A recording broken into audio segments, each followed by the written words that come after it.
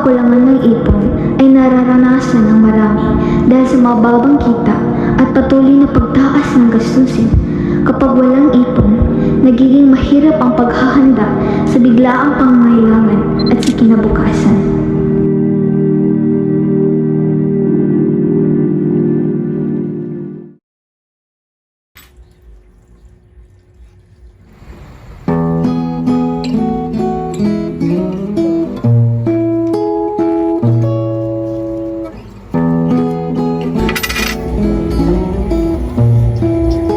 Hay, ito lang ang aking sahod.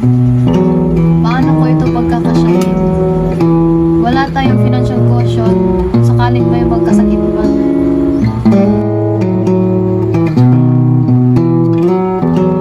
Nakakaawa naman si Inay.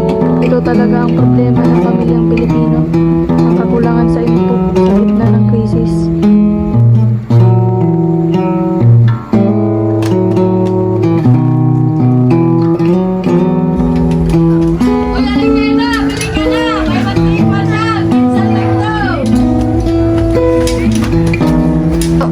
Masarap to ah.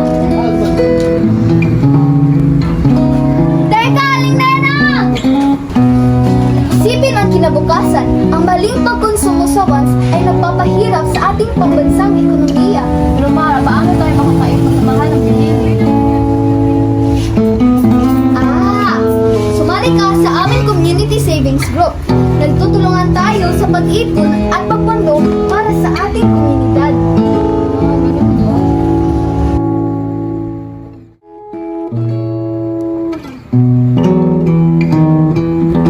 Mayroon din akong ginawa na mobile budgeting plan.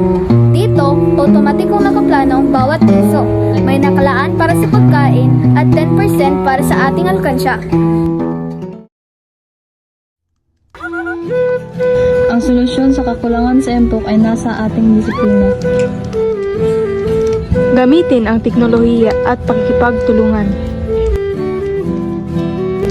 Matalinong pagkonsumo, disiplinadong pag-iintok para sa pambansang kaunlaran.